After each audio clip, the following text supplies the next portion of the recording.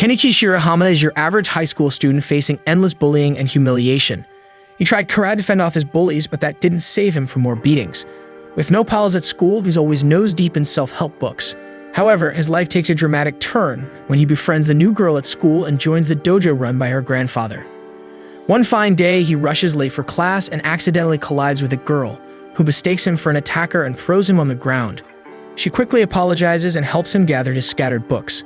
Kenichi shouts at her for attacking him, but she explains her reflexes kicked in when he bumped her. Running together to school, she confidently jumps over a river and encourages him to do the same, but he ends up falling in, and she has to rescue him. Upon arriving to school, he is made to stand outside for being late, while the girl is called in and introduced to the class as Furenji Miu. When he hears that she came from a prestigious school to this place, he questions her intelligence. To prove his point, she introduces herself to the class and informs the teacher that she will join Kenichi outside as a punishment for also being late. Outside the class, she thanks him for his help, even though she had saved him, and asks if he would like to be her friend. He couldn't believe his luck.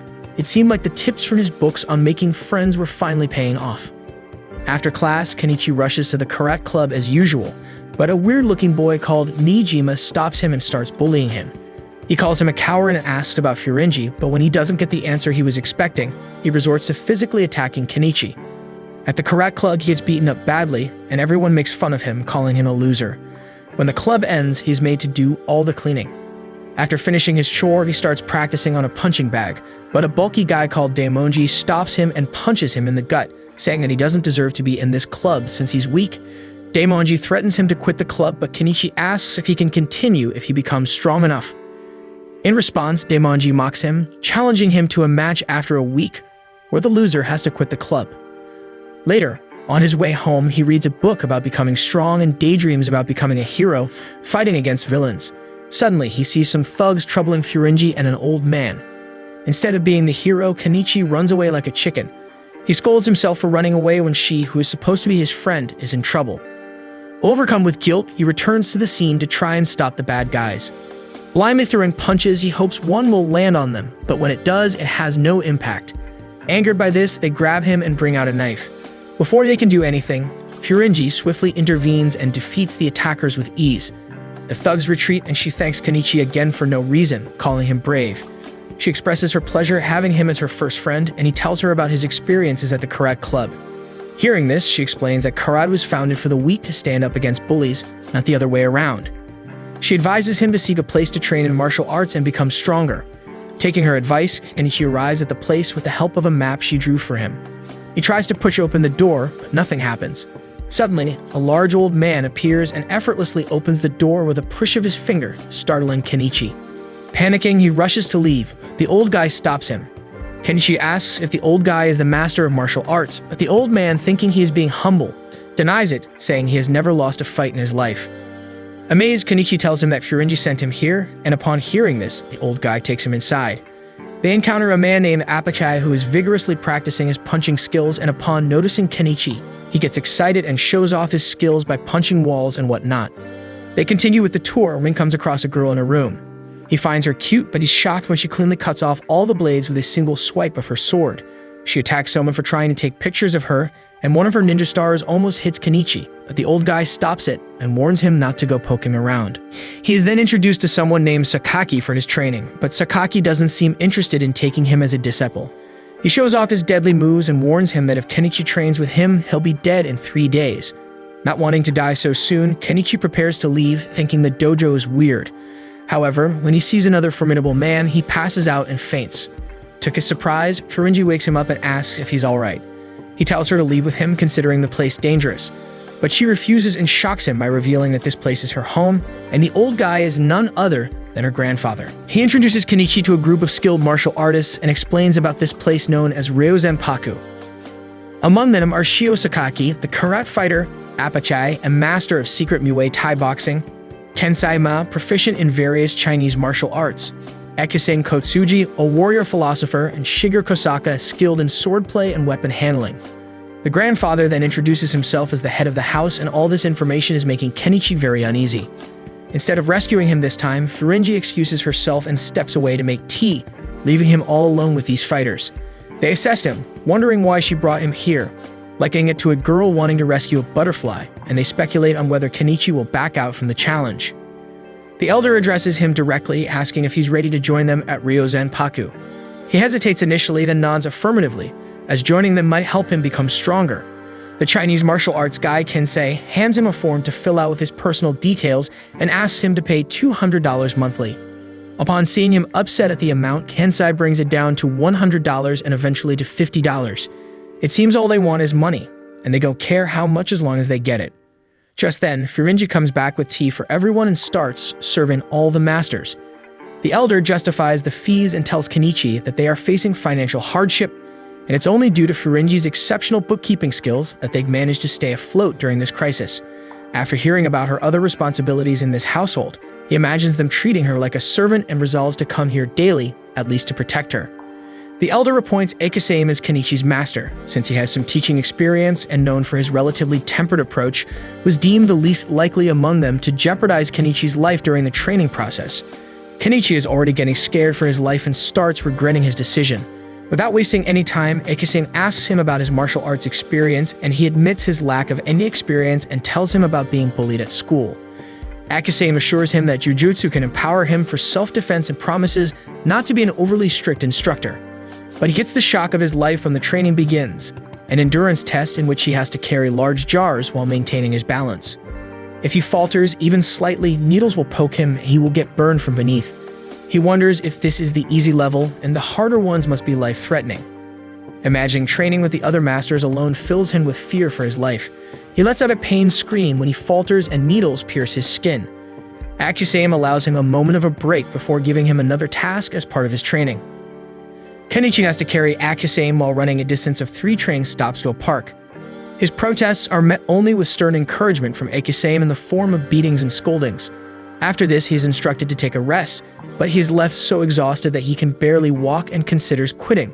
However, he changes his mind after seeing Furinji and decides to come back. The following day marks the true beginning of his training. He has to walk between posts while carrying huge jars of water. He asks Akisame when he will truly learn Jujutsu instead of doing all this muscle training, but Akisame tells him that he has to improve his strength first. He explains that no matter the technique, an ant can't defeat an elephant with its strength, but takes back the comparison to an ant and says ants are stronger than him.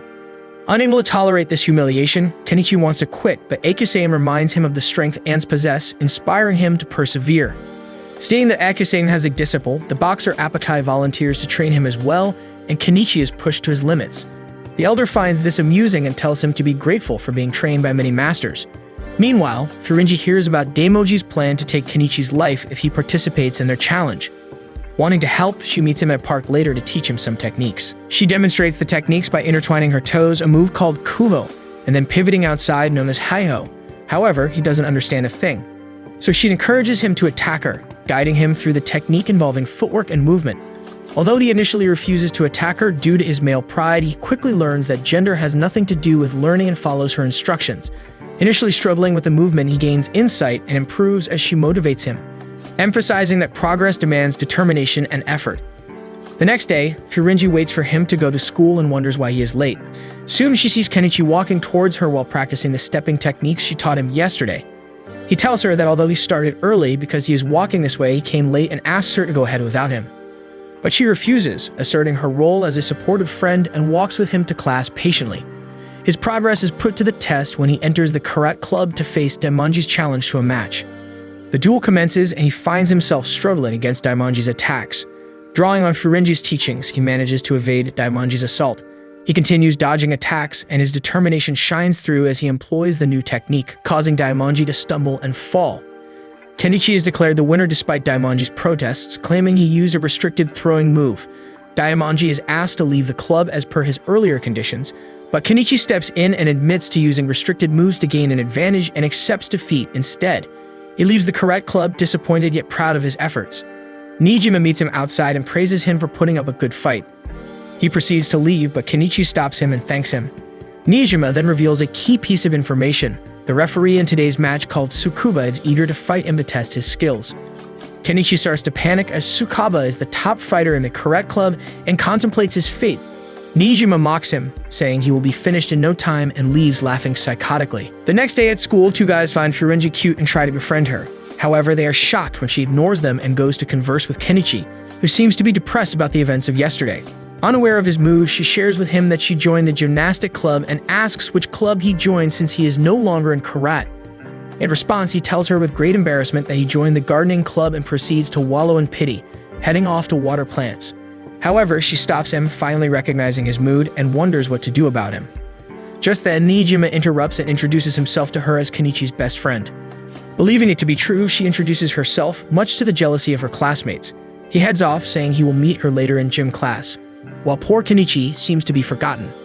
During the class, Tsukuba makes noise by crushing a walnut, so the teacher asks him to be quiet. Upon seeing him crush the walnut with ease, the teacher becomes scared and ignores his behavior. He continues crushing walnuts and questions whether Kenichi's display of strength was intentional or a lucky fluke. Later, Niijima informs Furinji that Tsukuba is planning to fight Kenichi, emphasizing that Tsukuba can break stones barehanded. Meanwhile, Kenichi sits shivering and visibly panicked at the thought of facing him. She deduces that Tsukuba must be a black belt for such strength. At Ryozanpaku, Kenichi waters plants, plagued by thoughts of the impending fight that fill him with fear. Recognizing his anxiety, Akisame begins his training to address it. He's made to run like a horse while carrying Akisame, and Kensai provides lessons on leg-strengthening exercises, emphasizing the importance of strong legs in martial arts. Apakai attempts to demonstrate his warm-up routine to Kenichi, but Kenichi flees from the scene. Sakaki confronts Furinji about the technique she taught him and tells her that although she taught him to help him win against the bully, this will only attract stronger opponents who now want to test Kenichi. She is shocked that Sakaki could predict what is happening and realizes that the reason why the masters haven't taught him any techniques is because of this very reason. Sakaki informs her that Kenichi lacks basic core strength, and because of her, he is going to have trouble with other students. To prove his point, Kenichi is sent flying by an excited Apakai and ends up severely injured. He is woken up by his sister at home and he starts rambling, thinking that he passed away and is in heaven. She corrects him and expresses her concern about his well-being. At dinner, his father questions him about his frequent injuries and asks if he really joined a legitimate dojo. He admits it is not legitimate and dismisses the idea of legitimacy. He runs away to his room and his sister follows him, exclaiming that he is being bullied in the dojo as well. Determined to protect his son, his father takes a gun, but Kenichi's mother reassures him that Kenichi's willingness to stand up without backing down is a sign of his determination and that he should have faith in his son for choosing this dojo. The next day, Kenichi and Furinji scale the school fence in an attempt to evade Tsukuba, and she observes that he is getting tougher every day. In the gymnastics class, a girl named Takashima receives praise for her performance, but when Furinji demonstrates her flexibility during stretch-ups, everyone praises her instead. Seeing this, Takashima becomes jealous and challenges her to perform. She takes a deep breath and showcases her exceptional gymnastic abilities. Everyone praises her, while Takashima wallows in jealousy.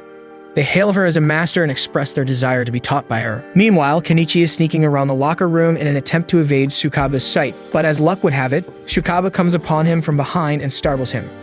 Tsukuba takes him outside and asks him to fight, but he pleads to be let go. Tsukuba mocks him, calling him a coward, which provokes him to accept the challenge. Kenichi is overpowered and beaten up badly by Tsukuba. Despite the defeat, he refuses to give up and holds Tsukuba's leg tightly. Tsukuba kicks him to let go, and he eventually withdraws after getting exhausted as Tsukuba notices that he got a bruise from Kenichi's strong grip on him. Furinji returns home to find Kenichi there and inquires about his injuries, but he tells her that he fell from the stairs and leaves. Sakaki informs her that many men hesitate to express their suffering to women and advises her to let him be. Akisame tends to Kenichi's wounds and he laments losing despite his hard work. Akisame inquires about his intentions and he expresses his desire to confront Tsukuba and make him acknowledge his strength and courage. Akisame reassures him and informs him that his technique training will commence the next day. Kenichi's desires make him reflect on the words he once spoke to his own master, emphasizing the importance of his belief in justice. After learning that Kenichi can train in techniques tomorrow, Apache declares his readiness to help him, but Akisame cautions him about understanding his limits. But Apache ignores this and remains enthusiastic about taking Kenichi as his first disciple. The following day, Akisame brings a creepy-looking Buddha statue and informs Kenichi that he is going to teach a technique called the Throwing Deity Grate. Kenichi is asked to throw the statue, but he finds it too difficult to lift. Akisame instructs him to focus on the center of gravity and explains that if he can break his opponent's balance, then he can easily overthrow them. Next, he receives instruction from Kensei, who demonstrates a counterattack technique with the help of Furinji. He practices this technique, But when Apachai comes to teach him, he flees. However, Shiger catches him and hands him over to Apachai like a piece of meat. Reluctantly, he accepts his fate and puts on the boxing gloves, scared for his life. At the start, the training goes smoothly with him punching Apachai, but when Apachai asks him to dodge his punch, Kenichi collapses from the impact. His training intensifies as he practices the throwing deity great technique and the counterattack technique. Every time he throws the statue to the ground, the next time proves to be more difficult instead of easier. All this time, Sakaki watches over his training from afar and starts to take a liking towards him. He praises Kenichi for lasting more than 3 days there and tells him to observe the statue. Kenichi suddenly realizes that this statue is slightly bigger than the previous one, and soon he finds a room full of Buddha statues with varying sizes that Ekisame has been switching deceptively. Taking pity on him, Sakaki offers to make an exception that day and teach him a technique. He questions Kenichi about his opponent's karate style, but he tells him that he doesn't know. Sakaki first gets angry at his reply, but soon becomes gentle with him and asks him to demonstrate Tsukaba's fighting stance, which he does. Sakaki tells him that Tsukaba has a sports karate style and offers to show a technique that will defeat Tsukaba for sure. Shiger and Ekisame are surprised that Sakaki is teaching someone.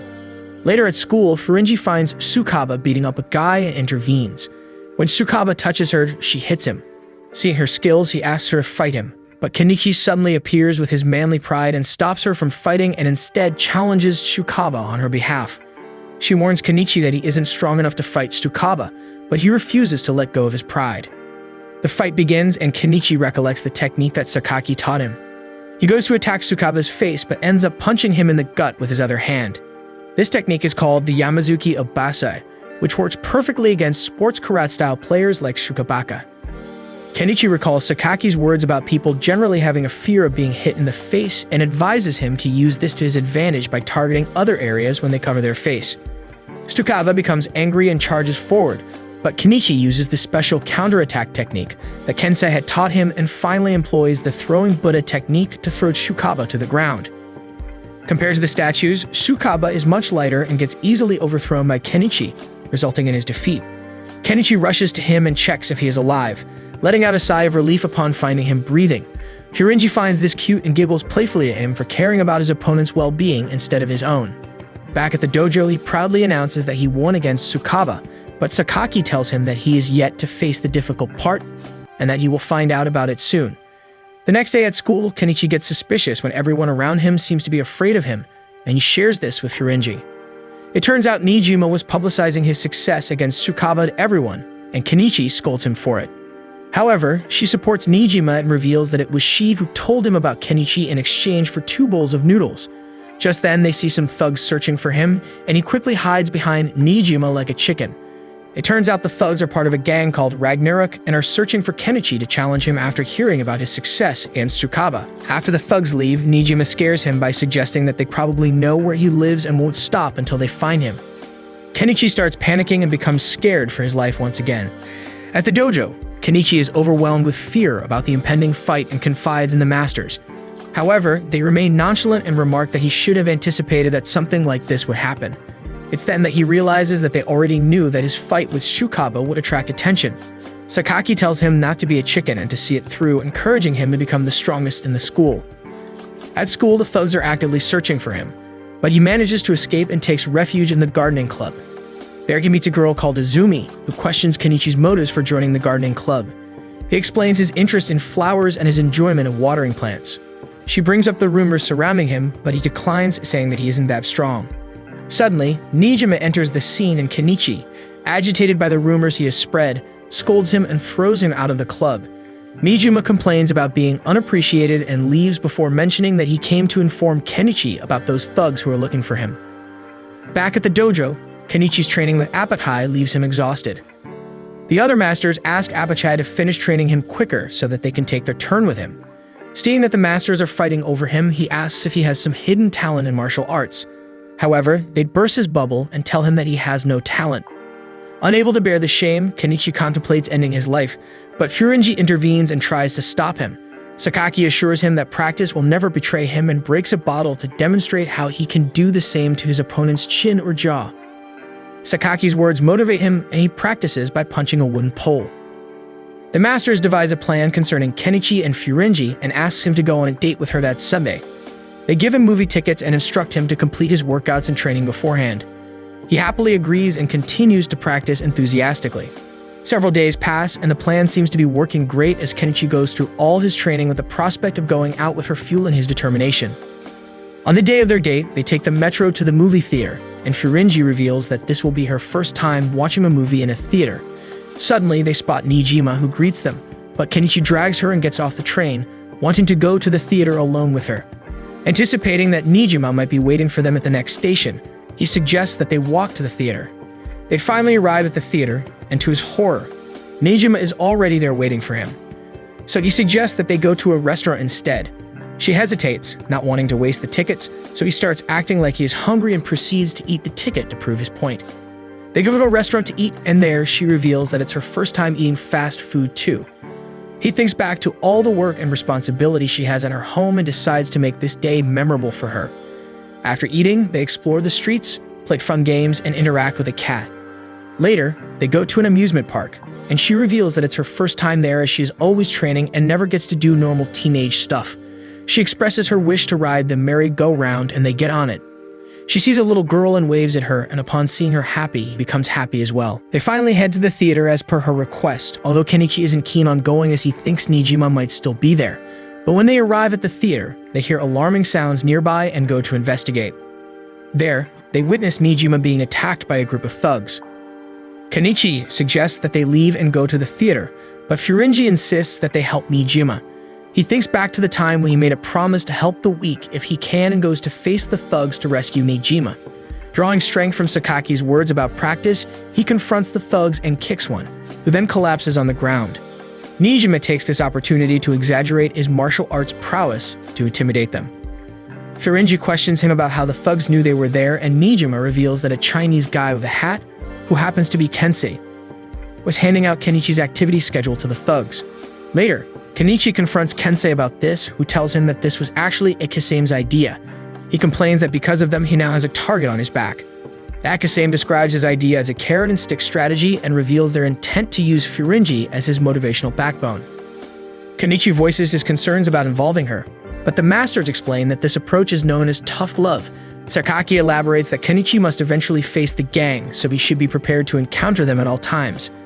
Furinji suggests that they seek advice from her grandfather regarding this matter. The elder shares his own experiences of being bullied and the eventual repercussions for his tormentors, encouraging him to brace for future challenges as more adversaries will come his way. The next day, Kenichi secretly admires Furinji's impressive gymnastic skills during her session. As the session goes on, Takashima hurls a stick at her in an attempt to make her trip, but she catches it gracefully with her ribbon, earning praise from everyone present. At home, Kenichi informs his family that from now on he'll be spending the nights at the dojo on weekends and proceeds to leave. His dad is not happy about his decision, and his sister worries about him, thinking he is going to be beaten up at night as well. His dad thinks that he is being brainwashed by some evil dojo members and takes out his gun, but he returns home tired and injured. His mother encourages his sister to visit him and hands her a box of medicine to give to Kenichi. At the dojo, Kenichi, determined to intensify his training, dons his karate outfit and observes the masters in their training with admiration. However, when he approaches Shigeru and asks about her plan, she leaves without responding. Akisame informs him that for the next 2 days, he has to engage in rigorous training and introduces a device he developed called the Great Leg Sprinter. This device is designed to enhance a person's flexibility, a crucial aspect of martial arts. Akisame asks Furinji to assist him. As she pushes the device, it widens Kenichi's legs, causing him to shout in pain, expressing his inability to endure it any longer. Akisame explains that the device is meant to gradually achieve a 180-degree leg split after 16 hours, and that if he wishes to stop, he should use a safe word. Furinji continues to push the device, and Kenichi's screams continue, but he starts to relax a bit as she assists him in achieving the split. Suddenly, Kenichi's sister barges in, having observed his struggles in secret. Her entrance causes Furinji to fall onto Kenichi, accidentally making him perform the 180-degree split before he could use his safe word. His sister tries to embrace him, but he pushes her away, unable to bear the pain. Akisame intervenes and checks on Kenichi's condition. He kicks Kenichi's leg, miraculously relieving the pain. Akisame reveals his background in acupuncture and assures Kenichi that he can break as many bones as he wants, since he's there to mend them. When Kenichi introduces his sister to Furinji, she comments on how cute she is, but his sister accuses Furinji of toying with her brother's emotions. She urges Kenichi to come home with her and attempts to drag him by his hands, but he breaks free and stays back at the dojo. His sister becomes upset and hands over the gift her mother gave to Furinji before leaving. Furinji mentions that Kenichi is fortunate to have a sister, so he inquires about her family. She sadly tells him that her parents are gone and that her grandfather is all she has left before leaving. The masters tease him, suggesting that he hurt her emotionally. He reflects on her talent and speculates that her tragic past might have compelled her into martial arts during her childhood. Overwhelmed with emotions, he decides to apologize to her, but he is intercepted by Akisame, who hands him over at Apachai for further training. Shiger returns and inquires about Kenichi, who is battered and bruised from his training session with Apachai. The elder asks if she's concerned, but she replies that she isn't and leaves. He reflects on Kenichi's positive impact on everyone since his arrival. At dinner, Kenichi is surprised to see that Furinji has prepared a variety of dishes. He asks why Shiger hasn't joined them for dinner, and Furinji explains that Shiger prefers to eat alone. As he's about to eat, the masters steal his food, leaving him with nothing to eat. Later in the night, feeling hungry, he receives a meal served by Furinji on the rooftop exclusively for him. This gives him the opportunity to apologize to her, and she accepts his apology, mentioning that she isn't sad anymore. Curious about each other's aspirations, she asks him about his dreams, and he reveals his desire to become a novelist. In return, he asks her about her own dreams, to which she claims they are a secret. However, Shiger reveals Furinji's aspiration to become a beautiful bride by reading a letter she had written a couple of years back. Embarrassed, Furinji tries to snatch the letter from Shiger, who leaves the scene. She then expresses her wish for him to be her best friend forever. While he is saddened by the fact that he can't be her boyfriend, he acknowledges that their current friendship is for the best. A few days later, at the gardening club, Kenichi is engrossed in watering the plants. Izumi notices his lively demeanor and comments on it. He explains that the club is his only safe haven from the thug group and martial art masters. He recalls the intense training he endured in the dojo, but remains resolute about not quitting the club because of Furinji. She playfully remarks that despite the rumors of him being the strongest and meanest boy in school, he is quite good-natured. He dispels these rumors, attributing them to Nijima. Curious, she asks about his favorite plant, which he affectionately calls the Snowman King, and he expresses his concern about its slow growth. Meanwhile, Nijima is spying on them from outside and thinks to himself that there is no way Kenichi is going to survive against the thugs, as he had witnessed their brutal attacks earlier. At the dojo, Kenichi practices his punching, but Sakaki corrects his posture and demonstrates how to properly punch by breaking a wall with his bare hands. Kenichi says that he can't be like him as he doesn't have huge muscles. Sakaki tells him not to make excuses and calls for Furinji to demonstrate. He explains that in terms of muscle strength alone, she is weaker than him and asks her to showcase her punches.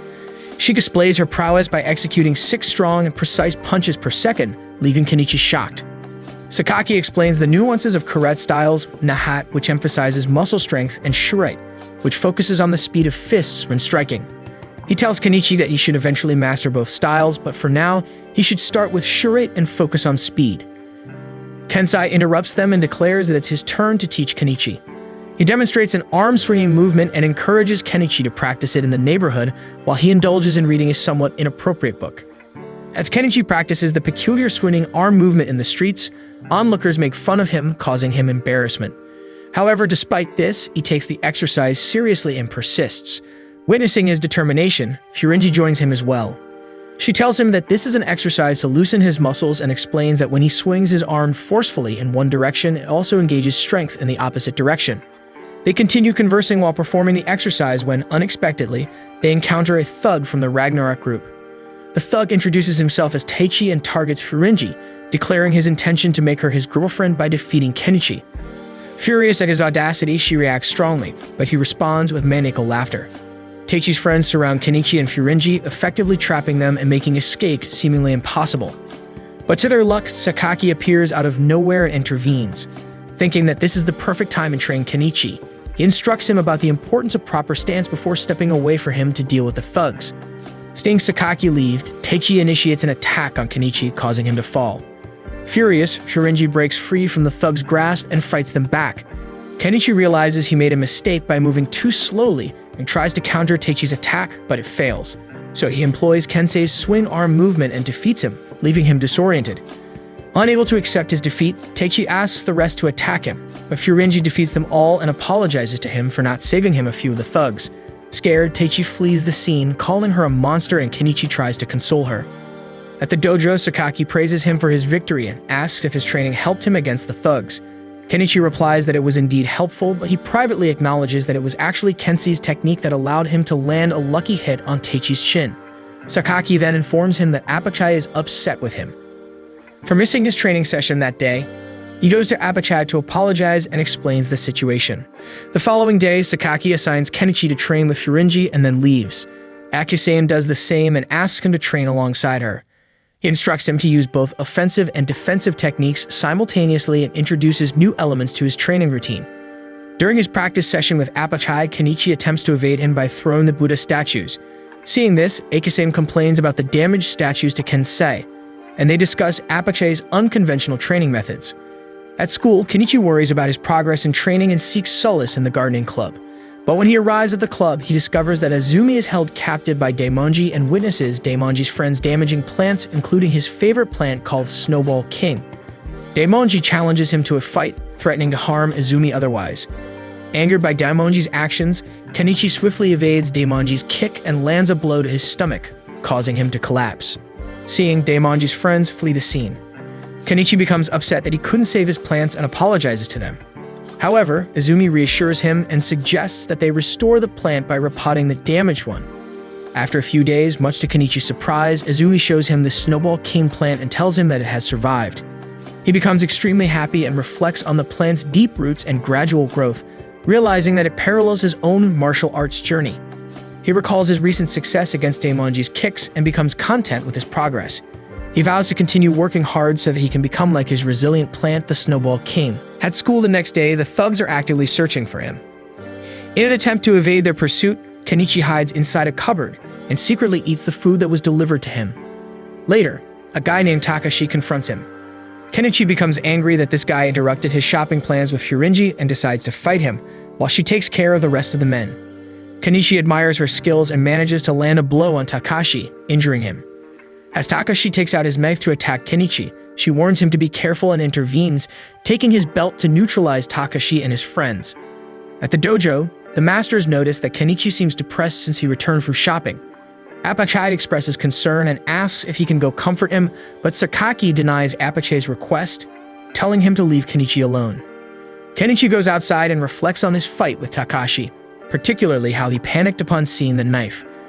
Shiger joins him and attempts to get his attention. When he doesn't respond, she demonstrates her skills to him. Akusame informs him that she wishes to teach him how to handle weapons and informs that she can manipulate various weapons. However, he doesn't seem to be interested in weapons, so Akusame emphasizes the importance of understanding weapons to effectively counter them. The masters, along with Furinji, attentively watch Kenichi's training session with Shiger.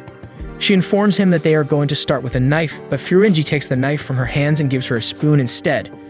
Shiger proceeds to use the spoon to tear his clothing as a demonstration. Hearing the commotion, the elder joins them as well and offers his insight, stating that whether it's a knife or a spoon, they are simply metal objects that are harmless unless they strike you. He explains that it doesn't matter what object Shiger is using, as she never misses her mark. The elder encourages Kenichi to calmly observe her movements and find an opening to attack. This time, they practice with paper rolls. She instructs him on proper posture through a series of hits with her paper roll, highlighting his vulnerabilities. She corrects his stance and asks him to initiate an attack. However, when he does, she effortlessly counters his moves. Despite repeated attempts, Kenichi continues to fail, eventually collapsing on the ground due to exhaustion. The elder tells him the importance of courage in combat, as it enables him to be calm and help him find his opponent's weaknesses. However, Kenichi doubts himself as he feels he is lacking in courage. The elder advises him that training is the key and tasks Shiger to push his limits. After his intense training with Shiger, he becomes exhausted and is unable to walk properly. He then sees Sakaki training and admires his physique, dreaming of possessing similar muscles. Suddenly, Akusame interrupts his thoughts and invites Kenichi to go shopping with him. However, it turns out that Kenichi is once again made to haul him like a horse as part of their routine tire workout, and their exercise continues. On the streets, Kenichi feels embarrassed before girls as they walk by making fun of him. He questions when he will graduate from basic training, but Akusame dispels the notion and tells him that there is no graduating from basic training. He explains that in the past, martial artists prioritized sparring over excessive muscle training. Akusame elaborates on the risks and benefits of building muscle only through sparring. While it enhances specific muscles necessary for fighting, it carries a higher risk of injury. When asked if he's willing to attempt it, Kenichi hesitates and says no.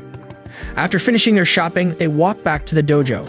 Along the way, they come across a gang harassing two girls, one of whom is Izumi. Kenichi realizes that these are the same individuals who had bullied and fought with Furinji. The gang leader identifies Kenichi, and they surround him. Akisame asks the girls to run away and intervenes, showcasing his incredible strength by breaking the leader's bone. He subsequently mends it, explaining that he had dislocated the bone by mistake. The gang leader instructs his men to fetch their chief and gather more weapons. Soon, the chief arrives, a massive figure donning a comical mask. A showdown between Akisame and the chief unfolds, during which Akisame demonstrates his incredible combat prowess and imparts valuable techniques to Kenichi. As the situation intensifies, the gang leader draws a gun and aims it at Akisame. Confidently, he approaches the gang leader and pulls him by his head, separating their fight to ensure the safety of passersby. Kenichi is astonished by his sensei's skills and stealthily observes their fight. What he witnesses both terrifies and impresses him about Akisame, leading him to vow to keep the incident a secret and not reveal it to anyone. Later, Kenichi confides in Sakaki about Akisame's strength and learns about 3 different muscle types in the human body: white muscle for speed, red muscle for endurance, and pink muscle for a balanced combination of both attributes. Sakaki reveals to him that Akisame defied conventional training wisdom and underwent bizarre training for 20 years to transform all his muscles into pink muscle. Afterward, Kenichi prepares to leave home, but Furinji worries about him. He reassures her and tells her not to worry. However, on his way home, he encounters Takashi, who is armed with a knife and ready to fight him. He recalls the elder's words that whether it's a knife or a spoon, they are just metals as long as they don't hit him. Using this newfound understanding, he disarms Takashi by mocking him and kicking the knife away when he sees an opportunity. He then remembers Akisame's advice on targeting opponents' vital points to throw them off balance and proceeds to strike Takashi's face. While Takashi is disoriented, Kenichi rambles about his pitiful life and the rigorous training he undergoes at the dojo. Meanwhile, Furinji observes him in secret, finding relief and happiness in Kenichi's newfound resolve.